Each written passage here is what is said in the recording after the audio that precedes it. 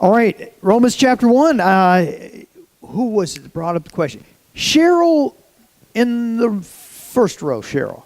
You brought up the question, a very good question that I had. It's one of those things I've just always read and I made an assumption about, and you brought up the question because in mine translation, in verse 14, I'm obligated both to the Greeks and the non-Greeks, blah, blah, blah, the wise and the foolish.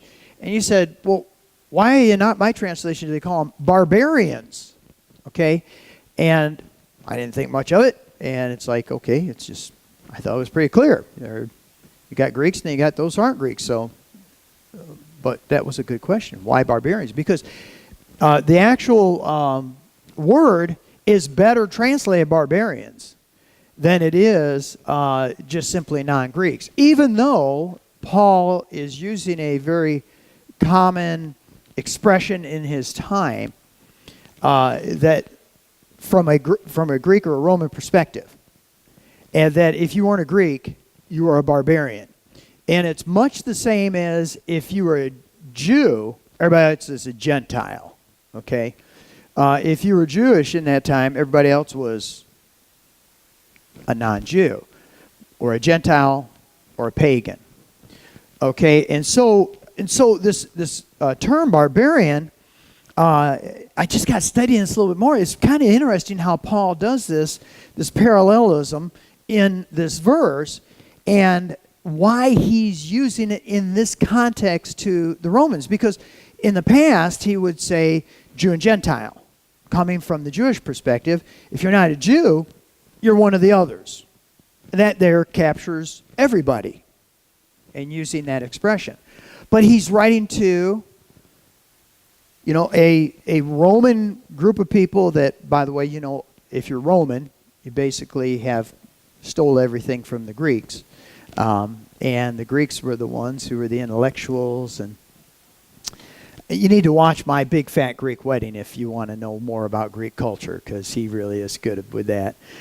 So anyhow, when he says, I'm obligated to both Greeks and non-Greeks, but look how he finishes the expression. Greeks and non-Greeks, both to the wise and the foolish. Okay? That's what you call parallel structure. So if you're Greek, are the wise. Non-Greeks, barbarians, are the foolish. Okay?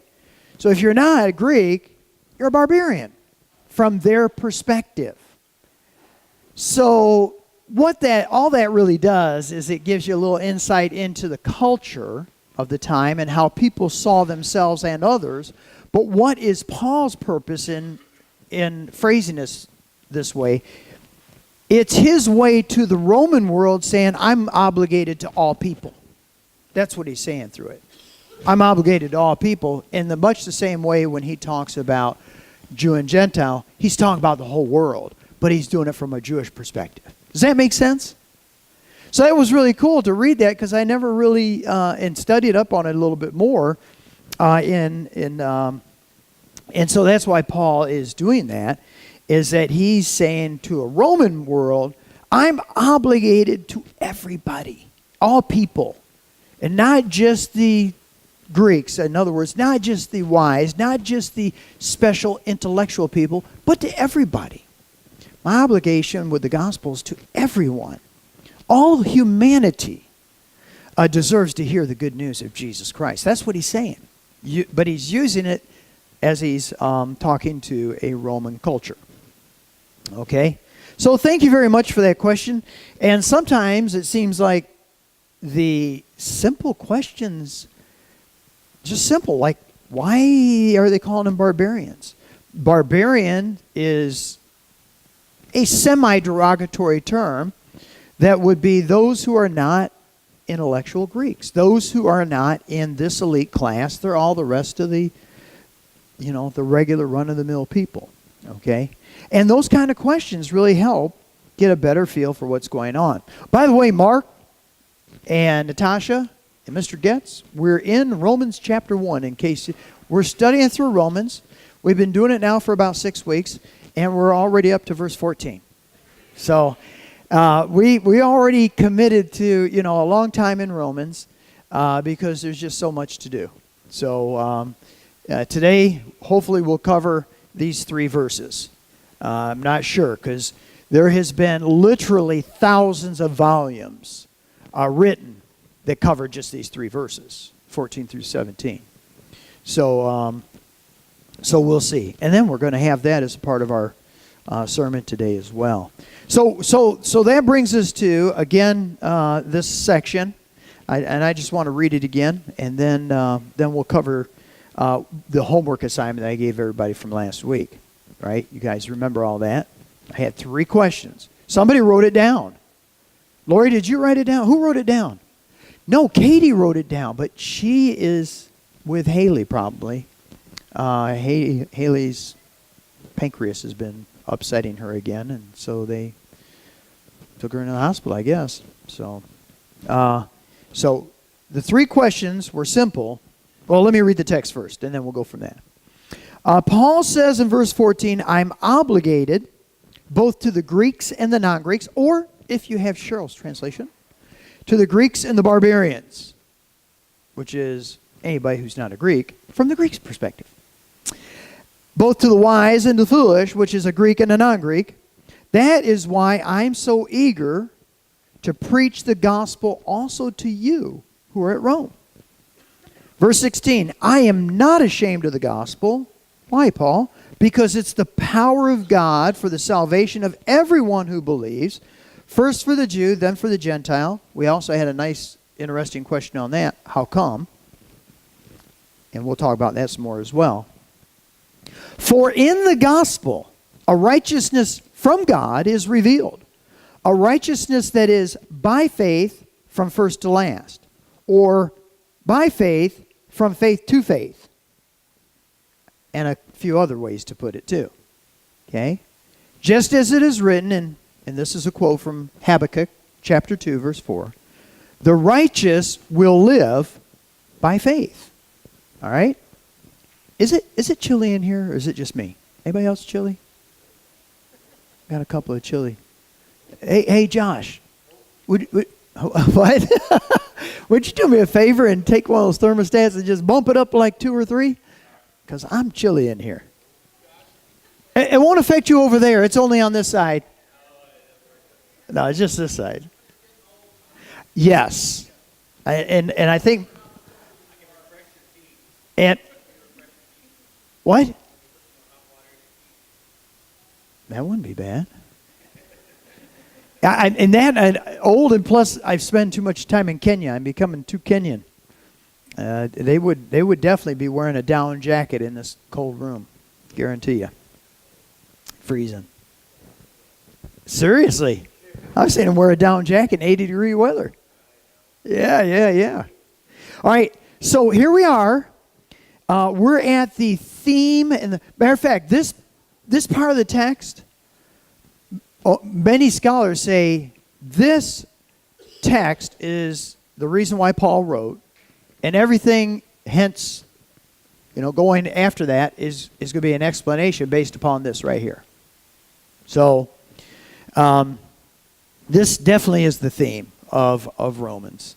And it has to do with things like justification, righteousness, salvation, and a few other words that I think we all have a struggle defining. But we will. When we get done with Romans, we will have a clear definition. You'll be able to explain in very simple terms some of these terms that are filled with a lot of meaning. Okay, so the reason the gospel is God's saving power is that in this, a righteousness from God is revealed. So, 3 questions, I said. Remember what they were? No, you don't. We got somebody who took notes. What does it mean? First to last, or face to face? Yes. How it's called. Very good. That was exactly it. And you guys probably didn't hear. But the first one is when it says here, for in the gospel a righteousness from God is revealed. What does that mean? What is this righteousness from God? And by the way, that preposition, hina, I-N-A in Greek, can mean from or of. So it is dikaiosune and theou, which is what they call a genitive, and I know I'm just talking about all kinds of stuff here, but anyhow, it's like it can be possessive, that it's a part of or it's from. So when it says a righteousness from God or a righteousness of God is revealed, that was question number one. What is that? What is that? And I think I used an example, Lori, in our life group. When people say God is good all the time, God is good. Now, I don't mean to be trite or trivial or in any way irreverent or anything, but I want to be definitive. When a person says God is good, what do you mean? I mean, explain it. And what I did is I used an illustration of Vera's lasagna. And I would say, Vera's lasagna is good. Well, what does that mean? Does it mean it tastes good? Does it mean it's nutritionally good? Does it mean it's economically good? Does it mean it's portable good? You know, what does it mean when you're saying it's good? Usually when we say it's good, it tastes good. But there may be a lot of other goods about it. What are we saying when Paul is saying, for in the gospel, and by the way, this is contained within the gospel, that a righteousness of God is revealed. So somehow in the gospel, something about righteousness, either from God or about God, is revealed. Now, this is the thing I've been telling you, that there are a ton of scholarship that has been written on. So the first one is, what is that? The second question was, from faith to faith. Because this righteousness of God, or from God, that's revealed in the gospel, Paul says, that is from faith to faith. That is by faith, from first to last, the NIV translation, or faith to faith. There's several different ways to put it. So what is that, Jamie? What is that? From faith to faith. Faith to faith. Seems like there's a song like that somewhere. And then the third thing is, Paul is quoting the prophet that we all have a hard time spelling his name. How many K's in Habakkuk? A bunch, right? 3. You're looking. Good. Good. And so Paul is quoting something that this Old Testament prophet prophesied, and specifically about Israel in relationship to Babylon, and how Babylon's going to put a whooping on Israel. Wicked Babylon, evil Babylon, is now going to put a whooping on evil Israel. And Habakkuk is like, what are you talking about, Lord? That just doesn't seem right. So what's that all about? So how does Paul use it? So those are the 3 questions we will try to answer in today's lesson, okay?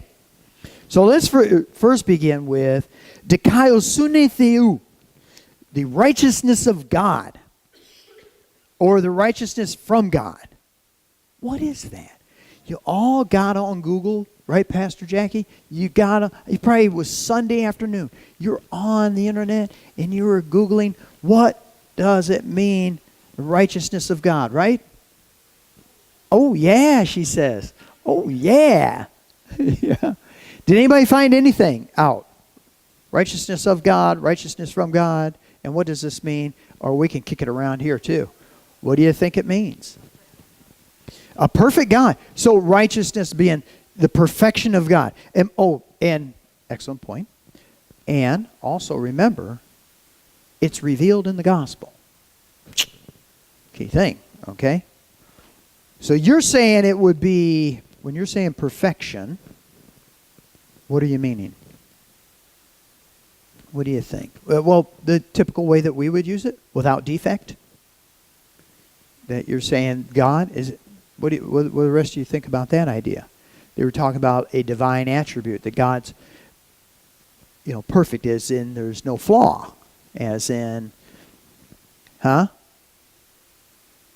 Is it what? As in Jesus, okay. So righteousness of God, then we would equate with the divine, his attributes is divinity. That he's perfect, as in no flaw. In other words, describing his character. So through the gospel, we have this righteousness of God, his divine, his absolutely pristine character is revealed in the gospel. That's definitely one possibility, isn't it? One possibility. What is that character like? Well, and how is it that the gospel would reveal that?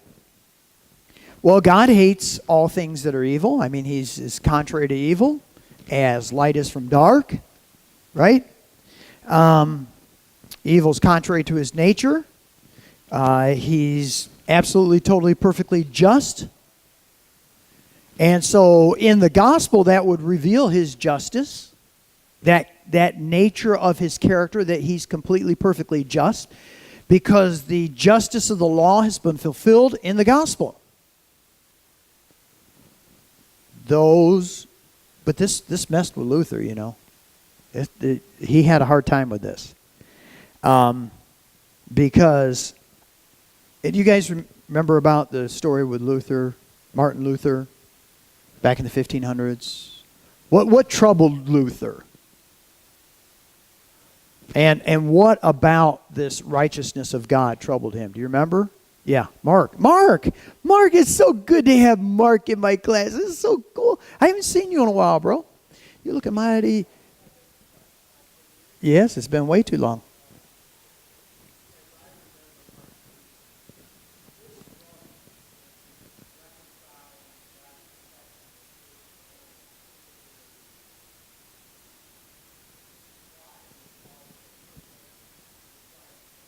You're absolutely perfect. And maybe to cut it even further to the chase is that this perfection, God, if we're looking at this righteousness of God, is that God is completely just.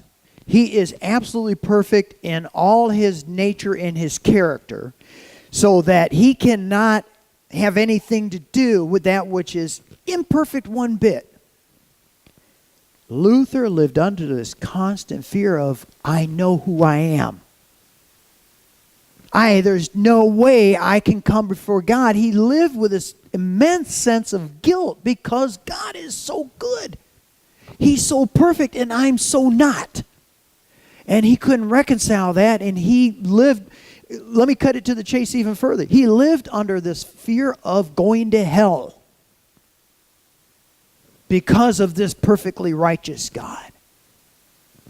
So you summed it up perfectly, Mark. That's exactly what. There is no way that Luther, he was a very honest person. There is no way I can meet the standard of this righteous God. So he lived under this fear. And I tell you, even to this day, there are a lot of people who live under that same fear because they don't understand the gospel. And so God is absolutely just. He will punish the lawbreaker. That's very clear. The lawbreaker will be punished.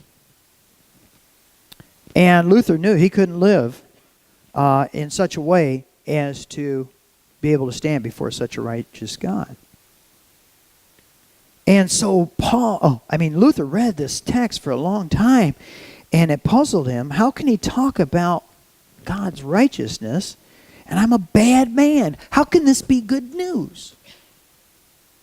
How can this be good news?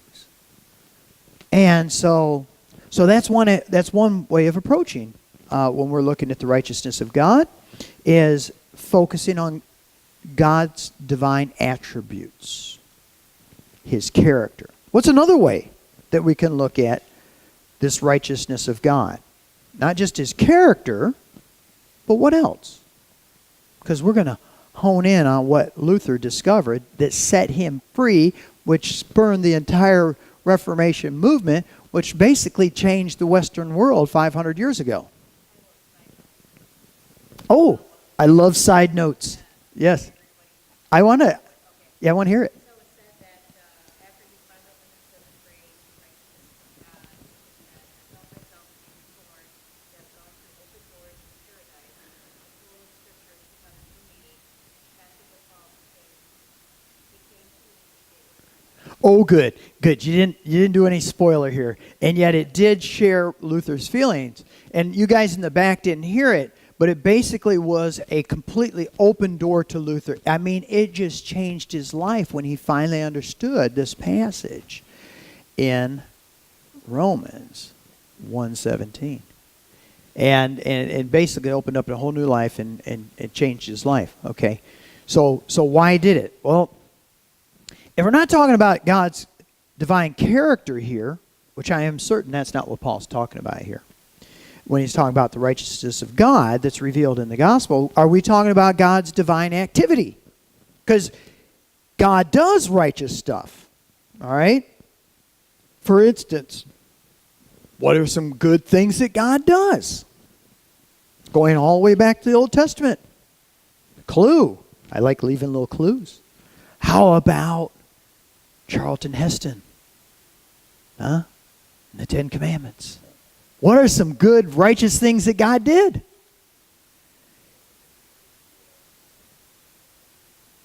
He delivered his people out of slavery, out of bondage, right?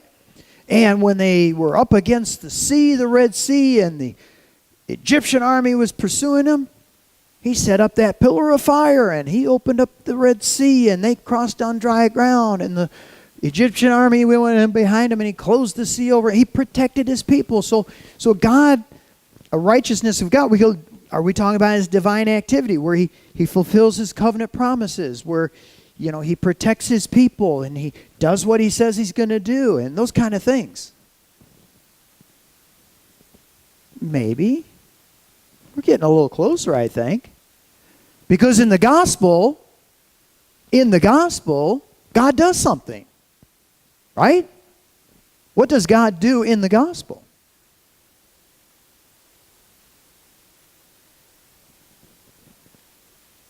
He does, exactly. Everybody wanted to say it's probably too simple a question. They were like, there must be a trick in here somewhere, And so he sends Jesus to be the sacrificial lamb on behalf of us. He's participating in our redemption. He's sending the old, he's fulfilling that justice that needs to be fulfilled. And so there's divine activity that is right. Yes?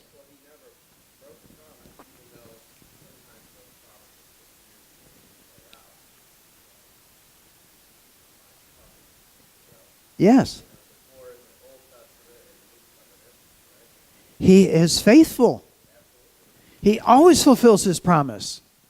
Take it to the bank. Whatever that means. But it's true. Okay, so could it be his divine activity as we're looking at this righteousness of God? God has done something that is righteous. Or, were you going to say something, Mark? Oh, read it anyhow, because we're right on the precipice of getting to the end here.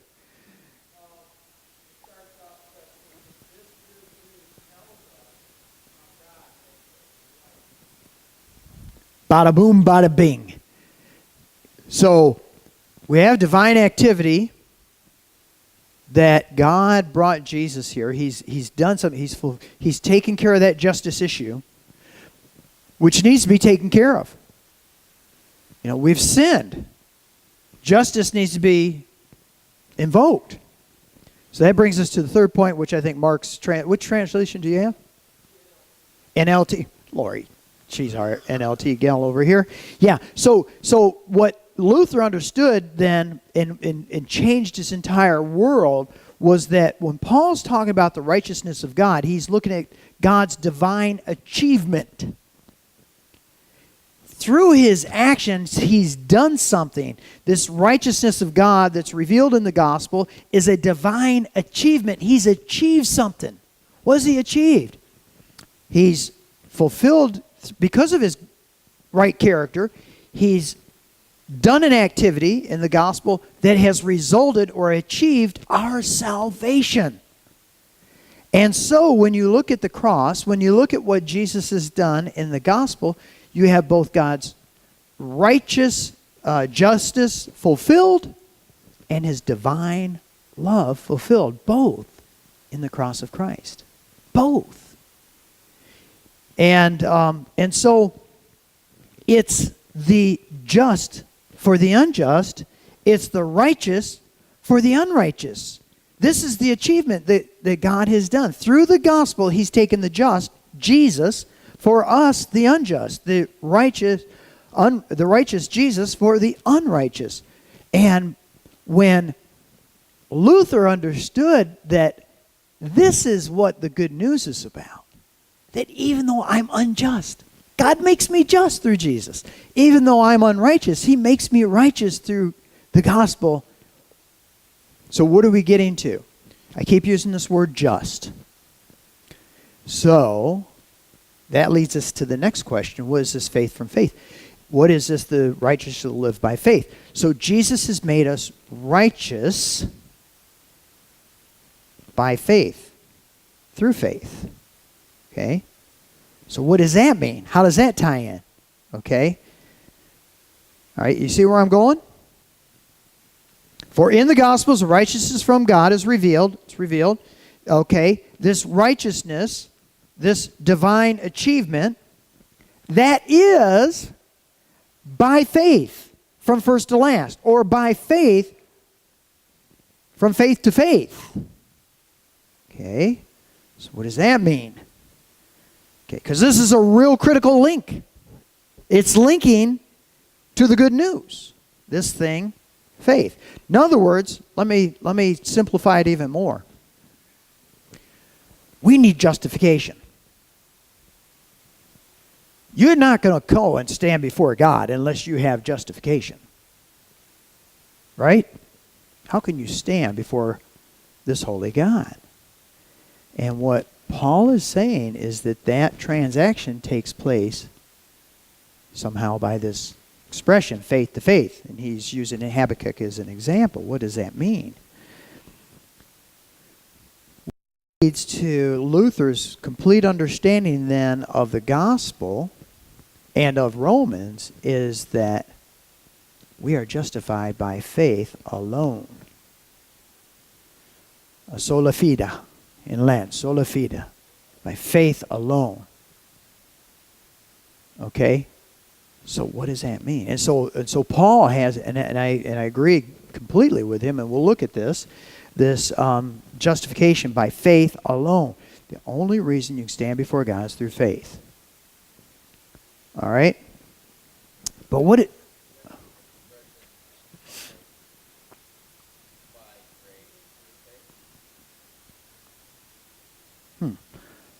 Wait a minute. I got a bulletin here. I got to see what this is real quick. Oh, wow. That's a long bulletin. I'll have to read it later, Jamie. There's a lot to read in there. Okay, but thank you. Okay, thank you, sir. Okay, so now back to your question. Oh, by grace through faith. Speaking of grace, you just walked in the door. Yeah, grace. Okay, can we take grace and park it over here for a minute? And because we need to come back to Ephesians 2, 8 through 10 passage, because I think it's critical as we look at the chronology of our salvation. For it is by grace you have been saved through faith. So grace, what does grace talk about? Grace is talking about God's intent, his motivation, how it is that we came to receive this justification.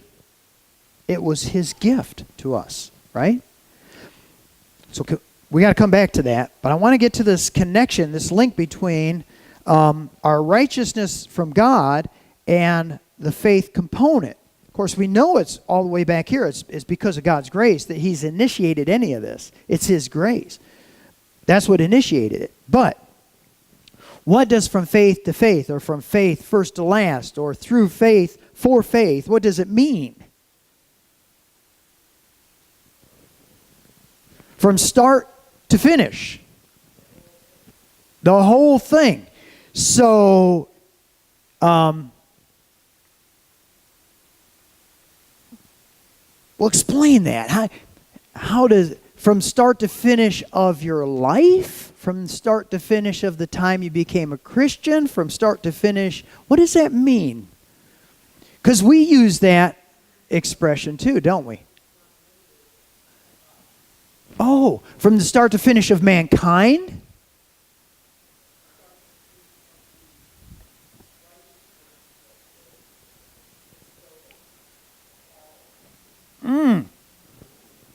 So, in other words, there's no content within our salvation that it's anything other than faith. I'm trying to...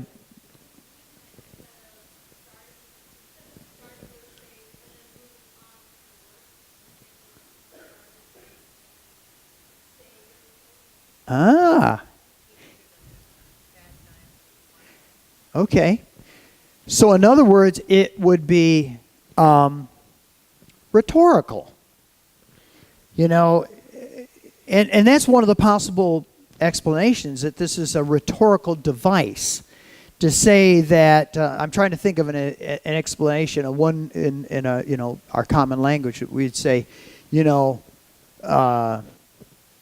Jamie is handsome from first to last, man. You know, he's just, you know, he's the man. You know, and I can't think of a context we use that in, but I know we do.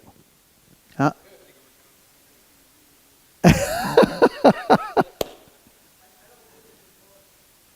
Okay, so yes. No.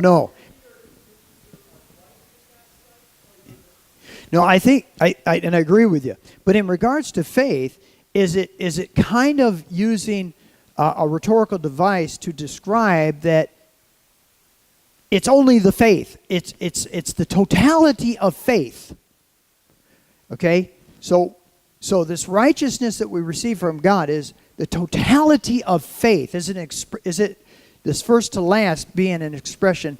It's talking about the totality of faith. That's what I mean by a rhetorical device. Not the righteousness of God, but an explanation of what kind of faith this is. Let me give you 3 things real quick because I've run out of time. A couple of things. Is it faith? The origin of this faith is from God to us?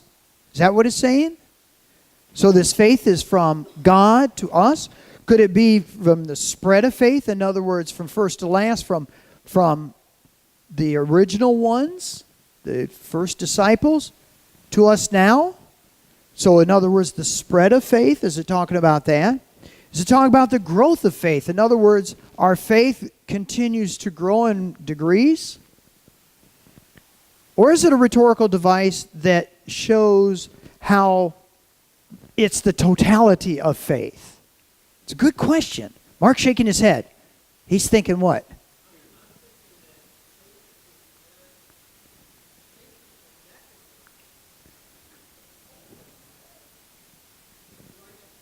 Mm-hmm.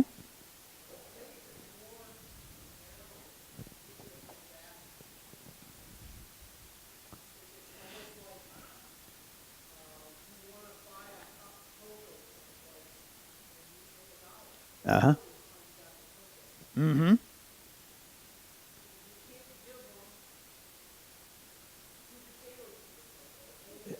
No. Yes.